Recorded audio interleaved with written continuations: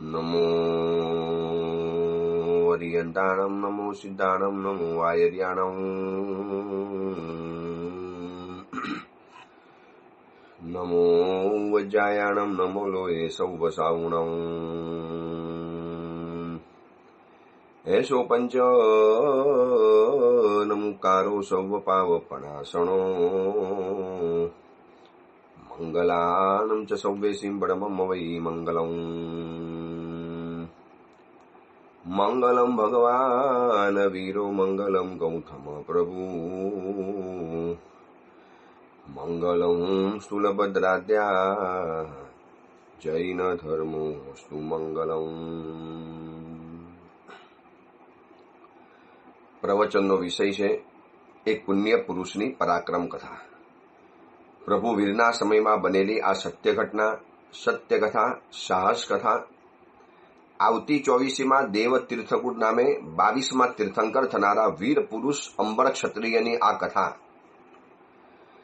આ કથા એક એવા પુણ્ય પુરુષની છે કે જે તીર્થંકર બનવાના, આવતી 24મીમાં આ ધરતી ઉપર તીર્થંકર તરીકે વિચરવાના, 34 અતિશયના માલિક બનવાના, વિશ્વ માતની સમૃદ્ધિ જેના ચરણોની અંદરમાં સેવિકા બનીને રહેવાની છે અને એ આત્મા અત્યારે વૃદ્ધિ સમૃદ્ધિ પ્રાપ્ત કરવા માટે એક આ ભવની અંદરમાં એક જબરજસ્ત ઐશ્વર્ય અને કીર્તિને પ્રાપ્ત કરવા માટે 7 આદેશો પરિપૂર્ણ કરવા સાહસ, પરાક્રમ, ધૈર્ય આ બધું જ બતાવે છે।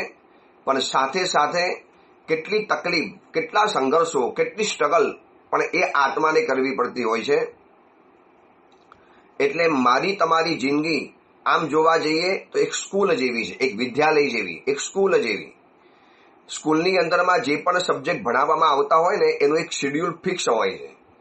બાળકોને પહેલેથી કહી દેવાની અંદરમાં આવે કે આજે આ 7 પીરિયડ છે, આજે આ 7 સબ્જેક્ટ ભણાવવામાં આવશે। પણ આપણી જિંદગી એવી છે કે જે અનિશ્ચિત વિષયો શીખવતી વિદ્યાલય જેવી છે, સ્કૂલ જેવી છે, જ્યાં નેક્સ્ટ પીરિયડ શેનો અને કેવો હશે એની કોઈને કોઈ જ ખબર નથી હોતી। હમણાં મારી આ સ્કૂલ ચાલે છે એમાં નેક્સ્ટ પીરિયડ કેવો આવવાનો, આના પછીનો પીરિયડ, આના પછીનો ક્લાસ વર્ગ કેવો આવવાનો કોઈ ખબર નથી। સારો ખરાબ, ઉપર નીચે, શુભ અશુભ, ગમે ન ગમે, બોલાવે ન બોલાવે, અપમાન થાય, તિરસ્કાર થાય, કોઈ નક્કી નથી। સનતકુમાર ચક્રવર્તીને અચાનક શરીરમાં 16 મહારોગ પેદા થઈ ગયા, આખો પીરિયડ બદલાઈ ગયો, એક સાથે પીરિયડ પૂરો ખતમ થઈ ગયો। એટલે અનિશ્ચિત વિષયો ભણાવતી આપણી આ વિદ્યાલય જેવી જિંદગી, જ્યાં નેક્સ્ટ પીરિયડ શેનો હશે, કેવો હશે એની કોઈ જ ખબર નથી। એટલે સદૈવ તૈયાર રહેવાનું કે જે પણ સબ્જેક્ટ આવે આ સ્કૂલની લાઈફની અંદરમાં, આ જિંદગીના વિદ્યાલયની અંદરમાં જે પણ પીરિયડ ભરાવાની અંદરમાં આવશે, બસ મારે એને જીવી બતાવવાનો છે, મારે એની અંદરમાં આગળ વધવાનું છે, પાછળ વધવાની વાત નથી કરવાની।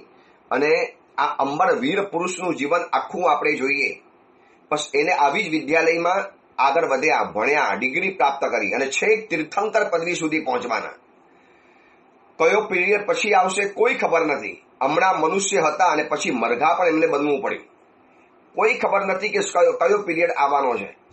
2 આદેશ પરિપૂર્ણ કરી લીધા અને 2 આદેશ પરિપૂર્ણ કર્યા પછી જે વૃદ્ધિ, સમૃદ્ધિ, ઐશ્વર્ય, યશ, નામના, કીર્તિ અને એનાથી તો વધુ સર્વ સિદ્ધિદાયિકા મા ગોરખ યોગિનીના જે આશીર્વાદ પ્રાપ્ત થયા, એ ધનગીરી પર્વતના શિખર ઉપર રહેનારી મા ગોરખ યોગિની અને એના જે અતૂટ આશીર્વાદ, માં પણ જોતી રહી ગઈ કે આજ સુધીની અંદરમાં એક આદેશ પરિપૂર્ણ કરનારો યુવક મને પ્રાપ્ત થયો નથી। ઘણા લોકો આવતા હતા માની પાસે, અમને જિંદગી સારી જીવી છે, સમૃદ્ધિ જોઈએ છે, સંપત્તિ જોઈએ છે, માં અમને કંઈક આશીર્વાદ આપો। પણ અહીંયા સુધી પહોંચી શકે એવી કોઈ વ્યક્તિ તો મળવી જોઈએ। એટલે એક વાત સમજવા જેવી છે, સૂર્યની જેમ, સૂર્યની માફક ઘણાને ચમકવું હોય છે। बहुत लोगों की ख्वाहिश होती है, मुझे सूरज की तरह मेरी जिंदगी चमकनी चाहिए, दमकनी चाहिए, मेरा प्रभाव सूरज जैसा होना चाहिए, सूरज જેવો મારો પ્રભાવ પડવો જોઈએ। સૂર્યની જેમ, સૂર્યની માફક ઘણાને ચમકવું હોય છે, પણ સાહેબ પહેલા સૂર્યની માફક જાત બાળવી પડે, સૂર્યની માફક જલવું પડે, નિયમિત બનવું પડે, નિશ્ચિત બનવું પડે, સમયસર બનવું પડે. અને સમય તમારા ઉપર સર થાય એની પહેલા તમે સમયસર થઈ જાઓ તો જ કામ લાગે. સમયસર કરવું નથી, નિશ્ચિત બનવું નથી, ગમે તારે ગમે તે કામ કરવાનું, ન સુવાનું સમય નક્કી, ન ઉઠવાનો સમય નક્કી, ન ભોજનનો સમય નક્કી, કોઈ કહેતા કોઈ નક્કી નહીં. જોઈ લો સંસારીઓની વર્તમાન જિંદગી, ઘરની અંદરમાં આ સમસ્યા છે. પાડાની જેમ સુવાનું, ગમે તારે ઉઠવાનું, ભોજનના કોઈ ઠામ ઠેકાણા નહીં, કરે તો કરે, ન કરે તો ન કરે, બહારનું ખાવાનું, અંદરનું ખાવાનું, કોઈ પણ ખાવાનું, કોઈ પણ ચાલે. સૂર્યની માફક અગર જિંદગી ચમકાવી છે તો પહેલા સૂર્યની જેમ જીવન તપાવવું પડશે. સૂર્યની જેમ જિંદગી તમારે બાળવી પડશે. જિંદગી બાળવી નથી અને સમયસર થવું નથી તો સમય પછી તમારી ઉપર સર થઈ જવાનું. જે વ્યક્તિને સમય ઉપર રાજ કરવું છે, જે વ્યક્તિને સમયના સિંહાસન ઉપર બેસી અને સમય ઉપર રાજ કરવું છે, રાજગાદી ઉપર બેસવું છે, સમયની રાજગાદી ઉપર બેસવા માટે તો ભલભલા માણસો ચાહતા હતા, પણ કોણ બેસી શક્યા છે? જે સમયસર બન્યા છે માટે. અને જોઈ લો આ અંબરને, બધું જ કામ સમયસર. હજી તો બીજો આદેશ પરિપૂર્ણ કર્યો ન કર્યો અને સીધી જ માતાને કહે છે, માં હવે નવો આદેશ આપો. ગોરખ માતાને કહેવું પડ્યું, બેટા 8 પત્નીઓ છે, ચંદ્રાવતી પણ તારી રાહ જોઈને બેઠેલી છે, જા થોડો સમય ઘરની અંદરમાં રહો, થોડો સમય ઘરની અંદરમાં શાંતિથી રહો. માં બસ તમારો આદેશ પ્રાપ્ત કરવો એ જ મારા માટે શાંતિ છે. બાકી આ જગ્યાની અંદરમાં કયો માણસ ત્રીજો આદેશ પણ પરિપૂર્ણ કરવા તૈયાર થાય? કોઈ પણ માણસ વિચારી લે. આજે આપણે આપણી જાતને સવાલ પૂછીએ કે માનો આપણને કોઈ આવી ગોરખ યોગીની જેવી માતા મળી ગઈ અને એના 2 આદેશને પરિપૂર્ણ કર્યા પછી 8 પત્નીઓ, 2 અડધા રાજ્યોના માલિક બન્યા અને વિવિધ જાતની ઔષધિઓ મળી, વનસ્પતિઓ મળી, જડીબુટ્ટીઓ મળી, આ બાજુ અનંગ વિજેતા વરદાન મળી ગયું, આકાશગામીની વિદ્યા મળી ગઈ, રૂપ પરિવર્તન કરવાની વિદ્યા મળી ગઈ, આકર્ષણની વિદ્યા મળી ગઈ. શું જોઈએ જિંદગીમાં આનાથી વધારે જીવવા માટે? કયો માણસ આનાથી વધારે ઈચ્છા કરે? અને કોઈ પણ વિચારે, આજે હું હોઉં ને અને તમે પણ હો તો આપણે એ જ વિચારીએ, યાર 2 આદેશની અંદરમાં બધું જ મળી ગયું છે, હવે શું વધારે કરવાનું? કોણ દોડધામ કરીએ? જે છે એને ભોગવી લઈએ. અખૂટ સંપત્તિ મળી છે, અપાર ઐશ્વર્ય મળ્યું છે, ખૂટે નહીં એટલો ખજાનો ભરચક બની ગયો છે અત્યારે અંબર ક્ષત્રિય વીર પુરુષનો. એને કોઈ જરૂર નથી હવે ત્રીજો આદેશ લેવા માટે જવાની. 2 જ આદેશની અંદરમાં તો જાણે કે વિશ્વની બધી સમૃદ્ધિ એના ચરણોની અંદરમાં આવી પડી. ધારે તો કોઈને ગધેડું પણ બનાવી શકે, એને પાછો માણસ પણ બનાવી શકે. આકાશગામીની વિદ્યા પણ પ્રાપ્ત થઈ ગઈ છે. 9 વિશિષ્ટ પત્નીઓ, 2 રાજકુમારી અને બીજી શ્રેષ્ઠી પુત્રીઓ, અને એ બધાના લગ્નની અંદરમાં મળેલી જે અપાર સંપત્તિ, અપાર સમૃદ્ધિ, સંપત્તિ અને લક્ષ્મી, શું જોઈએ માણસને આનાથી વધારે? પણ નહીં. અંબર વીર ક્ષત્રિય પુરુષ એમ ચાહે છે કે કર્તવ્ય પ્રતિબદ્ધ છું, ફરજનિષ્ઠ છું, કર્મ પરાયણ છું અને મારે આવી રીતે શાંતિથી બેસવું ન ફાવે, સમયસર થયા વગર ચાલે એમ નથી. એટલે ફરીવાર યાદ કરાવું છું કે સૂર્યની માફક ચમકવું અગર છે, બહુ લોકોની ઈચ્છા છે. આજના યુવા યુવતીઓના સપના જુઓ, કેટલા ઊંચા સપના છે. રાતોરાત ઓડી કારમાં ફરવું છે, મર્સિડીઝ કારમાં ફરવું છે, જેગુઆર કારમાં ફરવું છે, રાડોની ઘડિયાળ પહેરવી છે, સનગ્લાસ પણ વિશિષ્ટ જાતના લાવવા છે, કપડાં પણ બ્રાન્ડેડ લેવા છે. એટલે હું ઘણાને છે ને ચાલુ પ્રવચનમાં સમજાવું છું. અહીંયા ત્રિકમનગરના પ્રવચનમાં મેં લોકોને કીધું કે કિંમત જોયા વગર વસ્તુ ખરીદવી હોય તો સમય જોયા, ઘડિયાળ જોયા વગર કામ કરતા જાઓ. અગર તમારી ઈચ્છા છે ને કે આપણે બસ વસ્તુ ખરીદવી છે, કિંમત જોવાની જરૂર નથી, જે પણ કિંમતી હોય હું ખરીદી શકું છું. ₹1,00,000નો માલ હોય કે 15 લાખનો માલ હોય કે 5 લાખનો મોબાઈલ હોય કે 25 લાખનો મોબાઈલ હોય, કિંમત જોવી જ નથી. કિંમત વગરનો માલ અગર તમારે પ્રાપ્ત કરવો છે, ખરીદવો છે, પરચેસ કરવો છે તો એક જ કામ કર્યો, ઘડિયાળ જોયા વગર કામ કરો. એટલે ઘડિયાળ જોયા કામ કરવું એટલે રાત દિવસ મહેનત કરવાની, ઝઝુમવાનું, પરાક્રમ કરવાનું. ઘડિયાળ સામે નહીં જોવાનું, સુવાનો સમય થઈ ગયો, ખાવાનો સમય થઈ ગયો, હવે ઉઠવાનો સમય થઈ ગયો. નો, ઘડિયાળ જોયા વગર કામ કરો તો આવતીકાલે તમે કિંમત જોયા વગરની વસ્તુઓ ખરીદી શકશો. આ તો ઘડિયાળ સાથે ને સાથે લઈને ફરવાનું અને બસ 4 કલાક થયા ભણવાનું મૂકી દો, 1 કલાક થયા હવે મૂકી દો, બસ હવે મોબાઈલની બહુ યાદ આવે છે, બસ મને હવે હવે હવે છે ને થોડું ફ્રેશ થવું છે. અને 10th અને 12thમાં ભણો છો, કારકિર્દીનો સમય છે, આવતીકાલે તમારે દુનિયાની સામે જીવવું છે, તો ભણવા માટે તમારે ઘડિયાળ જોવાની જરૂર નથી. ઘડિયાળ હટાવી દો તો આવતીકાલે તમે કિંમત વગરનો માલ જીવનમાં ખરીદી શકશો. આ અંબરના જીવનમાંથી આજના યુવા યુવતીઓને આ સંદેશો પ્રાપ્ત થાય છે કે સૂર્યની માફક ચમકવું છે, તો પછી તમારે પણ તમારી જિંદગીને સૂર્યની માફક જાતને બાળવી પડશે. જાત જલાવી નથી, જાતને બાળવી નથી. અને તમે એમ ઈચ્છા રાખો કે મારી જિંદગી સૂર્યની માફક ચમકી ઉઠે, નો ન ચમકી ઉઠે. આ અંબરની જિંદગી જોઈ લેજો. ગોરખ માતાના દિલની અંદરમાં સ્થાન પ્રાપ્ત થઈ ગયું. આવો યુવક આટલી બધી સમૃદ્ધિ મળ્યા પછી પણ હજી મારા આદેશને પ્રાપ્ત કરવાની ઝંખના રાખે છે, ઈચ્છા વ્યક્ત કરે છે. અને માતાને કહેવું પડ્યું, બેટા થોડોક સમય આરામ કરી લો, પત્નીઓ છે એને પણ થોડોક સંતોષ આપી દો, પછી આવજે સમય થાય એટલે.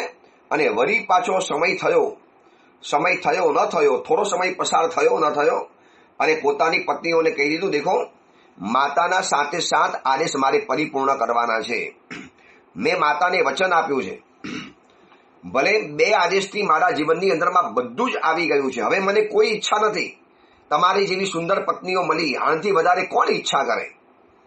આમાંથી એકાદ પત્ની પણ કોકને મળી જાય તો એને એમ લાગે કે જિંદગી બસ આપણે જીવી લીધી, જિંદગીનું ફલ મળી ગયું. તમારા જેવી 9 પત્નીઓ જ્યારે મને પ્રાપ્ત થઈ, આટલો આપણો સરસ મજાનો પરિવાર ચાલે છે, પ્રેમાળ આપણો પરિવાર છે. કોઈ જીવનની અંદરમાં ઉણપ નથી, જીવનમાં કોઈ ખામી નથી, જીવનમાં કોઈ અધૂરપ નથી, જીવનની અંદરમાં કોઈ જ કહેતા કોઈ અપૂર્ણતા નથી. સર્વાંગ સંપૂર્ણ જીવન છે અંબરનું. બસ હવે માના આદેશને મારે પૂર્ણ કરવા છે. માને મેં વચન આપ્યું છે કે માં, તમારા સાથે 7 આદેશને પૂર્ણ કરી અને હું તમારી ઈચ્છાને પરિપૂર્ણ કરીશ. બસ મને રજા આપો. 9 પત્નીઓ પણ કેવી સમજદાર.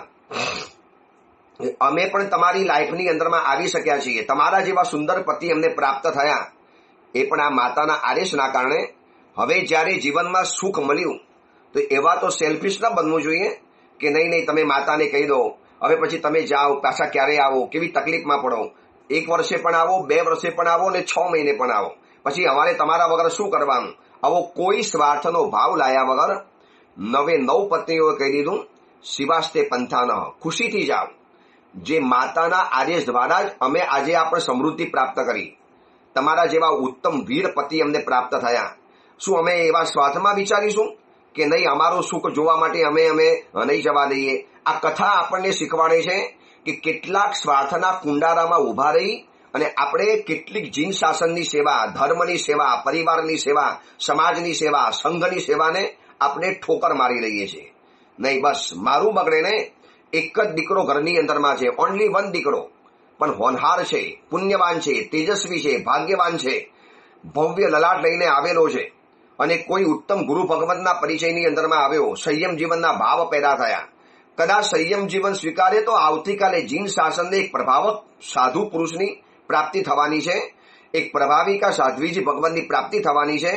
પણ ત્યાં સ્વાર્થ આડો આવે. નહીં, મારે તો એકનો એક જ છે, પછી મારું શું થાય? તું દીક્ષા લઈ લે તો આવતીકાલે મારા દિવસો કેવા આવે? નહીં બેટા, આપણે દીક્ષા નથી લેવાની. બેટા બિલકુલ નહીં. છોકરો કે મમ્મી, હું દીક્ષા લઈને ઉજ્જવલ કાર્ય કરીશ, તમારું નામ રીપશે, પરિવારનું નામ રોશન થશે, મને જીન શાસનની સર્વાંગ સેવા કરવાનો લાભ મળશે. જવા દો. નહીં બેટા, તો અમારો એકલો જ છે, તો અમારો એકનો એક જ છે, એક લોટા બેટા હે, બેટા નહીં જાના चाहिए. આ અટકાવી દીધા એટલે શું થયું ખબર છે? આપણે આપણા સ્વાર્થના કુંડારાની અંદરમાં કેદ બની અને બહુ વિશિષ્ટ કાર્યને આપણે ના પાડી દીધી. આ 9 પત્નીઓને જોજો, એને પોતાનો સ્વાર્થ નથી વિચાર્યો, એમને પોતાના પતિના પરમાર્થને વિચાર્યો. તમારા દ્વારા કેટલા લોકોનું કલ્યાણ થશે. અને ગોરખ માતાના આદેશને પ્રાપ્ત કરવો એ તમારા માટે હવે કર્તવ્ય બની ગયું છે. જે ઉદ્દેશ તમારો હતો, વૃદ્ધિ, સમૃદ્ધિ, ઐશ્વર્ય, લક્ષ્મી પ્રાપ્ત કરવાનો, એ તો બધું જ તમને મળી ગયું છે. હવે આનાથી વધારે મળીને શું મળવાનું? પરંતુ હવે એક તમારું કર્તવ્ય છે, તમારી ફરજ છે કે તમારે સ્વાર્થ મુક્ત બની અને માતાના આદેશને પરિપૂર્ણ કરવાનો. અંબર પણ છક થઈ ગયો કે કેવી 9 પત્નીઓની સમજ, કેવી ઉદારતા, કેવી હૃદયની વિશાળતા, કેટલી વિચારોની ઊંડાણ છે કે આવું પણ વિચારી શકે છે. 8 પત્નીઓને પ્રેમ કર્યો, ખૂબ સ્નેહાધીન બનીને કીધું, ચિંતા નહીં કરતા, બસ શાંતિથી રહેજો. અમને કોઈ ડાઉટ પણ નથી, શંકા પણ નથી. તમારા જેવા વીર પુરુષ શું નથી કરી શકવાના. તમારા પરાક્રમો અમે જોયા છે, અને એ જોયા પછી તો અમે તમારે વર્યા, તમારી સાથે લગ્ન કર્યા, અમે તમને પતિ તરીકે સ્વીકાર્યા, અમે તમારા જીવનની અંદરમાં આવ્યા. તમારું આ ભવ્ય પરાક્રમ, ઉદારતા, સાહસિક સ્વભાવ અને આ કર્તવ્ય પરાયણતા, આ કર્તવ્ય નિષ્ઠા, આ ફરજ નિષ્ઠા, ખુશીથી પધારો. 9 પત્નીઓએ આરતી ઉતારી, તિલક કર્યું, અને એક દિવસ ગોરખ માતાના દરબારની અંદરમાં એ પર્વત ઉપર પહોંચી ગયા, અને પહોંચી જઈ અને ગોરખ માતાના ચરણોની અંદરમાં સાષ્ટાંગ દંડવત કરીને કીધું, માં આવી ગયો છું, હવે ત્રીજો આદેશ મને આપો. મારે શું આપની ઈચ્છા પ્રમાણે કાર્ય કરવાનું છે, કેવી રીતે કરવાનું છે. ગોરખ યોગીની માતા પણ ખુશ થઈ ગઈ. બેટા, ખરેખર તે મારા દિલમાં સ્થાન પ્રાપ્ત કર્યું છે, અને ગુરુને દિલમાં વસાવનારા ઘણા વ્યક્તિઓ મળશે, બહુ લોકો મળશે. ઘણા લોકોએ પોતાના ગુરુને દિલમાં ધારણ કરેલા છે. રોજ સવારના ઉઠીને યાદ કરતા હશે, ખમાસણો આપતા હશે, ગુરુવંદન કરતા હશે, મોબાઈલની અંદરમાં ફોટો રાખી અને પોતાના ગુરુને મનોમન યાદ કરતા હશે. દિવસની અંદરમાં 10-15 વખત યાદ કરતા હશે. સમયે 100 વાર સંભાળું. પરંતુ ગુરુના દિલની અંદરમાં વસનારા ભક્તો, શિષ્યો બહુ ઓછા રહેલા છે. આ જ વાત કલિકા સર્વજ્ઞ હેમચંદ્રાચાર્યજીએ વિતરાગ સ્તોત્રની અંદરમાં લખેલી છે કે તવ ચેતસી વર્તેહમ મિતિ વાર્તાપી દુર્લભા. પ્રભુ, તમારા ચિત્તની અંદરમાં મારું સ્થાન થાય. પ્રભુ, આ તો મારા માટે દુર્લભમાં દુર્લભ વાત છે. તીર્થંકરના હૃદયમાં મારું સ્થાન. શું મેં એવું જીવનની અંદરમાં કર્યું? શું મેં એવું મારા જીવનની અંદરમાં પરાક્રમ કરી બતાવ્યું? કઈ એવી ધર્મનું સાહસ જીવનમાં કર્યું કે તીર્થંકરના હૃદયમાં મને સ્થાન પ્રાપ્ત થાય? એટલે પ્રભુ, તવ ચેતસી વર્તેહમ, તમારા ચિત્તની અંદરમાં હું વર્તું, હું રહું, મને સ્થાન મળે, મને ખૂણાની અંદરમાં અલાયદું સ્થાન મળે. પ્રભુ, તમારા હૃદયની અંદરમાં નોટ પોસિબલ, ઇમ્પોસિબલ છે પ્રભુ મારા માટે. પણ પ્રભુ, જ્યાં સુધી મોક્ષની અંદરમાં ન જાઉં ત્યાં સુધી મત ચિત્તે વર્તશે ચેત્વમ અલમ મન્ય ન કે નથી. પ્રભુ, મારા ચિત્તમાં પણ તમે વસી જાઓ. તાહારા ચિત્તમાં દાસ બુદ્ધે સદા હું વસુ એહવી વાત દૂરે, પણ મુજ ચિત્તમાં તું જો નિત વસે તો કિસુ કીજીએ મોહ જોરે. મહોપાધ્યાય યશો વિજયજી મહારાજે સ્તવર બનાવ્યું છે. પ્રભુ, તમારા હૃદયની અંદરમાં માને સ્થાન મળે, આ તો પ્રભુ મારા માટે બહુ દૂરની વાત છે. તાહારા ચિત્તમાં દાસ બુદ્ધે સદા, આ દાસ છે, આ સેવક છે, ઉત્તમ શાવક છે, ઉત્તમ શાવિકા છે, ઉત્તમ પુરુષ છે, બહુ સરસ માણસ છે, ખરેખર સંસારી જીવન સારામાં સારું જીવે છે. આવા પ્રભુના જ્ઞાનના વિષયની અંદરમાં આપણે આવ્યા, આપણે ઝડપાયા. પ્રભુના જ્ઞાનના કેમેરામાં આપણો આવો સરસ મજાનો ફોટો પડી ગયો, આ તો બહુ દૂરની વાત છે. પણ મુજ ચિત્તમાં તું જો નિત વસે, પ્રભુ મારા હૃદયમાં તમે જો રોજ વસી જાઓ. પ્રભુ, આનથી વધારે શું જોઈએ છે? જીવનની એવી ધન્ય ક્ષણો આવશે જ્યારે પ્રભુના હૃદયમાં આપણે વસેલા હોઈશું. કોણ હતા પ્રભુના હૃદયની અંદરમાં? ચંદનબાલા. કોણ હતા પ્રભુના હૃદયની અંદરમાં? પુનિયા શાવક. કોણ હતા પ્રભુના હૃદયની અંદરમાં? એ મહામુનિ ધનના અણગાર ગણધર ગૌતમ સ્વામીજી, જે પ્રભુ મહાવીરના દિલમાં વસી ચૂકેલા હતા. આપણે તો પ્રભુને દિલમાં વસાવીએ તો પણ આપણા માટે ઘણું છે. અને અંબર ગોરખ માતાના દિલની અંદરમાં સ્થાન પ્રાપ્ત કરી લીધું. બેટા, યુવકો તો ઘણા આવ્યા મારી પાસે, પણ કોઈ અડધેથી પાછા ફરી ગયા. કોઈ એકાદ આદેશને પ્રાપ્ત કરીને પોતાની જિંદગીની ઇતિશ્રી માની લીધી. અને તું આટલા બધા સમૃદ્ધિ અને સંપન્નતાને છોડી અને વળી પાછો ઉપસ્થિત થઈ ગયો. આ પ્રલોભનો છોડવા બહુ કઠિન કામ છે બેટા.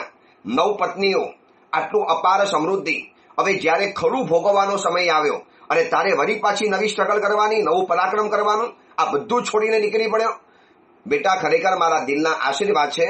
બસ માં, તમારી કૃપા, સદૈવ તમારી સેવા કરતો રહું. માં, હું શું હતો મને ખબર છે. આજે તમારી કૃપા દ્વારા માં ક્યાં સુધી પહોંચ્યો છું એવું ક્યારેય પણ નથી ભૂલવાનો. મારું જે પણ કાંઈ છે માં તમારું જ છે. માં, તમે ન હોત તો આ દુનિયામાં અંબરને કોણ ઓળખવાનું હતું? જોઈ લેજો, તીર્થંકરના આત્માનો વિનય, તીર્થંકરના આત્માનું ઔચિત્ય, તીર્થંકરના આત્માની વ્યવહાર કુશળતા. કોઈ કહી શકશે આ જમાનાની અંદરમાં દીકરા દીકરીઓ માતા પિતાને કે માં, આજે જે પણ કાંઈ છીએ તમારા કારણે છીએ? પિતા, આજે જે પણ છીએ ને એ તમારા કારણે. અગર આપે અમને જન્મ જ ન આપ્યો હોત, મોટા ન બનાવ્યા હોત. ચલો, મહેનત તમે કરી, વાત બરોબર છે, તમે ભણ્યા, ડિગ્રી કરી, તમારી પાસે બ્રેઇન હતું, તમે પિતાના બિઝનેસમાં એક નવું કંઈક ઇનોવેશન કર્યું, કંઈક નવું અંડરમાં એડ કર્યું અને તમે એ ધંધાને વિકસાવ્યો. તમારા પિતાજીની ખાલી સામાન્ય દુકાન હતી, તમે બહુ મોટી ફેક્ટરીને આખું એમ્પાયર ઊભું કર્યું. કબૂલ, તમે ઊભું કર્યું. પણ આ બધાના મૂળની અંદરમાં છે માતા પિતા. અગર માતા પિતા જ ન હોત, આજે હું પણ યાદ કરું છું મારા માતા પિતાને કે મારા પિતા ગુરુદેવ હતા પન્યાસ કૈવલ્ય બોધિ વિજયજી મહારાજ, અને આજે મારી સંસારી માતા મુંબઈ કાંદિવલી દેવનગરની અંદરમાં ચાતુર્માસ બિરાજમાન છે, માતા સાધ્વી શ્રી નિરાગ્રસાસીજી મહારાજ. અગર એ લોકોએ ઉપકાર જ ન કર્યો હોત, પોતાની સુખની બલિદાન આપી અને સંયમ જીવન અમને ન આપ્યું હોત, તો ક્યાં હું આ જિંદગી જીવવાનો હતો, ક્યાં હું તમારા સુધી પહોંચવાનો હતો. સદૈવ જે પણ વ્યક્તિએ ઉપકાર કર્યો એની સામે નમ્ર બન્યા રહો, ઝૂકતા રહો, માથું અકડ નહીં કરવાનું, આંખ ઉઠાવીને વાત નહીં કરવાની. આ અંબરની કથા આપણને શીખવાડે છે. અને માતાને કહે છે, માં સંભળાવો નવો આદેશ, શું કરવાનું છે મારે, બસ બોલો ત્રીજો આદેશ. અને માતાની આંખમાંથી સ્નેહધારા વરસી પડી, અમીધારા વરસી પડી. માના બે હાથમાંથી આશીર્વાદનો ધોધ વરસી પડ્યો. અંબરના માથા ઉપર બે મસ્તક ઉપર હાથ મૂકી દીધા અને કીધું, સાંભળ બેટા, માત્ર 3 લાઈનમાં હું તને કહું છું, સાંભળી લેજે. હવે તારે એ ચીજ મારી પાસે લાવીને તારે હાજર કરવાની છે. તારા 2 આદેશને પરિપૂર્ણ કરવાની તારી શક્તિને જોયા પછી લાગે છે કે તું આ ત્રીજો આદેશ પણ કરી શકીશ. અને માતાએ આદેશ આપ્યો કે સિંહલ નામનો દ્વીપ છે. ત્રીજો આદેશ હવે માં સંભળાવે છે. સિંહલ નામનો દ્વીપ, ત્યાં સોમચંદ્ર નામનો રાજા છે. સિંહલ દ્વીપ, સોમચંદ્ર નામના રાજા, એની ચંદ્રા નામની રાણી છે અને એની અતિ સ્વરૂપવાન એવી એક કન્યા છે ચંદ્રયશા નામની. અને રાજકુંવરીને અતિશય પ્યારો, એને અત્યંત ગમતો, મનગમતો, રાજાના ભંડારની શોભા સમાન. રાજા પોતાના ખજાનાને એક તરફ રાખે છે અને આ રત્નમાલાને એક તરફ રાખે છે. અને એના ભંડારની અંદરમાં એક રત્નમાલા છે, એના ખજાનાની અંદરમાં. એ રત્નમાલા તારે અહીંયા લઈને હાજર થવાનું છે મારી પાસે. જી માં, આવી જઈશ. માં આશીર્વાદ આપો. માએ આશીર્વાદ આપ્યા. માં વળી પાછી પોતાની ધ્યાનની ધારાની અંદરમાં બેસી ગયા અને અંબર સમજી ગયા કે બસ માના આદેશને પરિપૂર્ણ કરવાનો સમય હવે થઈ ચૂકેલો છે. એ ધનગીરી પર્વત ઉપરથી ઉતર્યા, ગુફામાંથી બહાર નીકળ્યા. હવે ક્યાં સિંહલ દ્વીપ? કેટલા બધા સવાલો, ક્વેશ્ચન આંખની સામે હતા. ક્યાં જવાનું, કેવી રીતે જવાનું? હવે તમે એક વિચારો, ઘરની અંદરમાં કોઈ પણ મહેમાન આવે તો વ્યક્તિ છે ને બહુ તો ક્યાં લઈ જાય? કિચનમાં લઈ જાય. કદાચ બહુ તો એને ક્યાં લઈ જાય? પોતાના બેડરૂમની અંદરમાં લઈ જાય. પણ કોઈ પોતાના ઘરની તિજોરી, જ્યાં પૈસા રાખતા હોય, જ્યાં ખજાનો મૂકતા હોય, ત્યાં લગભગ કોઈ વ્યક્તિ લોકોને લઈ નથી જતા. અતિશય વિશ્વાસુ હોય, અતિશય વિશ્વાસુ, તો જ કદાચ લઈ જાય. બાકી સગા ભાઈ પત્નીને પણ નથી બતાવતા કે પૈસા કેટલા કમાઉં છું, કેટલા પૈસા ઘરમાં પડેલા છે. જોખમ મોટું થઈ જાય. એટલે અને હવે તમે એ વિચારો, ચલો રાજા પાસે જવું હજી આસાન છે, રાજકુંવરીને એક વખત મળી લેવું હજી પણ આસાન છે, ચાલાક છે, બધું જ કરી શકે. પણ રાજાના ખજાનાની અંદરમાં રહેલો અને રાજાના ભંડારની સૌથી વિશિષ્ટ માલા, રત્નમાલા, એને અહીંયા હાજર કરવાની. અને માં જ્યારે રત્નમાલા મંગાવતી હશે તો જેવી તેવી તો નહીં જ હોય, કંઈ વિશિષ્ટ હશે, કંઈક ઉત્તમ હશે તો જ હશે. હવે ક્યાં જવાનું, કેવી રીતે જવાનું? માં આટલું કો થોડું ચાલે, હજી થોડું વધારે એડ્રેસ બતાવો. માં તમે તો બસ કહીને ચૂપ થઈ ગયા. સિંહલ દ્વીપ, સોમચંદ્ર રાજા, ચંદ્રા નામની રાણી, ચંદ્રયશા નામની રાજકુંવરી, અને એનો મનગમતો રત્નમાલા છે, રત્નહાર છે, જે રાજ ભંડારમાં હશે એ ત્યારે અહીંયા લઈ આવવાનું. આ કઈ ઝાડ ઉપરથી ફળ તોડીને લાવવાનું છે? કોઈ બજારમાંથી પૈસા આપીને વસ્તુ પરચેઝ કરવાની છે? અરે યાર, રાજાના ભંડારમાંથી આ લેવાનું. અને રાજાએ સિક્યુરિટી નહીં રાખી હોય, એની રાજાએ રક્ષણ વ્યવસ્થા નહીં રાખી હોય. આટલી વિશિષ્ટ રત્નમાલા, આટલી પ્રભાવવંતી રત્નમાલા. અને ગોરખ માતા જ્યારે મંગાવે છે, શું પ્રભાવ છે હજી તો અંબર બહુ જાણતા નથી, આપણે પણ નથી જાણતા. પણ ગોરખ માતા જ્યારે મંગાવે છે ત્યારે જેવું તેવું તો નહીં જ હોય. હવે કેટલા બધા સવાલો અધ્યહાર છે, કેટલી બધી વસ્તુઓ આંખ સામે ઉભેલી છે સવાલની જેમ. ક્યાં, કેવી રીતે, સી રીતે, કેટલા વખતમાં, કેવી રીતે જવાનું, કયો રસ્તો, કોને મળવાનું, કોને પૂછવાનું. પરિસ્થિતિ એક જ હશે, સમજી રાખજો. નિષ્ફળ માણસ અને સફળ માણસની પરિસ્થિતિ એક સરખી હોય છે. પરિસ્થિતિ એક જ હશે, પણ નિષ્ફળ માણસો પાસે કારણો હશે અને સફળ માણસો પાસે તારણો હશે. તારણ એટલે એમાંથી એક એને તારવ્યું, જુદું તારવ્યું, અલગ નિકાલ દિયા. ભાઈ મુझे इतना करना है, इस तरह करना है. એક જ પરિસ્થિતિ, પણ નિષ્ફળ માણસો પાસે એના કારણો હશે, બાના હશે. अरे ये तो मैंने इसलिए नहीं हुआ, मेरे से इसलिए नहीं हुआ, ये तो मैं तो करने गया भी था, मगर क्या करूं यार, तू तो समझ कितना भारी काम, कहाँ सिंहल द्वीप और कहाँ राजा का राज भंडार और उसमें पड़ी हुई रत्नमाला, यार કોઈ ખાને કા ખેને કેવી રીતે લાવી શકાય. આવું એ માતાને કહી શકતો હતો. નિષ્ફળ માણસો, પરિસ્થિતિ એક સરખી છે, પરિસ્થિતિ એક જ છે, પરીક્ષા બધાની સમાન છે. દરેક દીકરા દીકરીઓની પરીક્ષા સમાન આવે છે સ્કૂલની અંદરમાં, એજ્યુકેશનના સમયની અંદરમાં. જિંદગીની પરીક્ષાની વાત નથી કરતો, પરીક્ષાની જિંદગીની વાત કરું છું. જ્યારે એક્ઝામ ચાલે છે, પરિસ્થિતિ એક સરખી છે, પરંતુ નિષ્ફળ જે છોકરાઓ હશે ને, failure boy, failure girl, failure student, જે લોકો નિષ્ફળ ગયેલા હશે એ લોકોની પાસે કારણો બહુ હશે. અરે પેપર હાર્ડ હતું, અરે ક્વેશ્ચન બધા એવા પૂછેલા હતા કે જે આપણા સિલેબસના બહારના જ હતા. અરે યાર, આપણે તો આવું વિચાર્યું પણ નતું કે આવી રીતે આ સવાલ પૂછશે. કેટલો બધો ટ્વિસ્ટ કરી દીધો, આટલા ટ્વિસ્ટ ક્વેશ્ચન, અને કેવી રીતે ખબર પડે? બસ આ બધા છે ને બાણા છે, કારણો રહેલા છે. અને સફળ માણસને પૂછે, યાર તે આ પેપર સોલ્વ કેવી રીતે કર્યું, કેવી રીતે સોલ્વ કર્યું, કેવું ભારે પેપર, કેટલું હાર્ડ, કેટલું હેવી પેપર, હવે કેવા ક્વેશ્ચન, કેટલાક તો સિલેબસના બહારના હતા. અરે હતા, પણ બસ કરી દીધું. કેમ ન કરાય? ભણ્યો છું આટલા વખતની અંદર, મને ખબર હતી કે સીધા સવાલ નથી આવવાના, સવાલ ટ્વિસ્ટ બનીને આવવાના છે, આડા ટેડા થઈને આવવાના છે, સીધા સવાલ થોડા કોઈ પૂછી લે. એટલે મેં પહેલેથી તૈયારી રાખેલી હતી. આને કહેવાય છે તારણ. બસ આ તારણ કરતા શીખી જાય.